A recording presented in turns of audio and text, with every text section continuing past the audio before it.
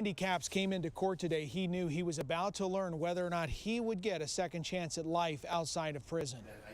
Randy Capps says he is a changed man. Now 53, he spent more than 3 decades in custody for a murder he committed when he was 20. He and 3 others killed Marietta de la Cruz in her Sumner home in 1994. It was a failed plot to get her money and inheritance. Capps was sentenced to life in prison without parole, but his fate changed in 2021 when the Washington Supreme Court opened the door for offenders who were under 21 when they were given life without parole to apply for a new sentence. One could certainly view. For the last month, Judge Philip Thornton has been considering factors for and against allowing Capps a second chance, specifically whether his youth played a role in the crime. Capps was only a month shy of his 21st birthday when he killed De La Cruz. It is clear that he suffered at the hands of those who were supposed to protect and nurture him. Mr. Capps had a strained relationship with his mother, which led to her regularly beating and berating him. While Judge Thornton acknowledged Capps had a rough childhood, he also pointed out the planning that went into the murder of De La Cruz. There is no evidence to suggest Mr. Capps acted under peer pressure. No one exerted any pressure on Capps to commit this crime.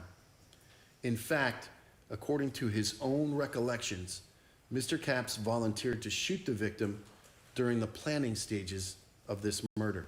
In prison, Capps joined a white supremacist gang and had Nazi symbols tattooed on his body. Mr. Capps' continued association with violent white supremacist groups as recently as 2021 shows that his poor selection of associates was not a transient characteristic of his youth.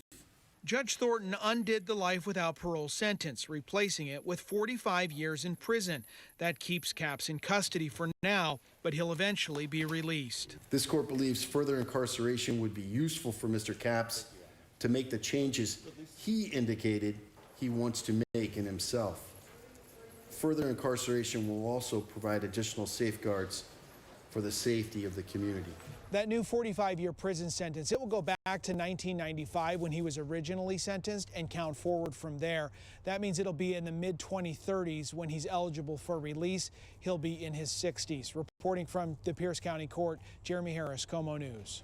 2 of the 4 defendants in this case were over 21 and are still serving life without parole. The 3rd person involved in the murder plot was resentenced last year. He was released from prison and then died months later in a traffic accident.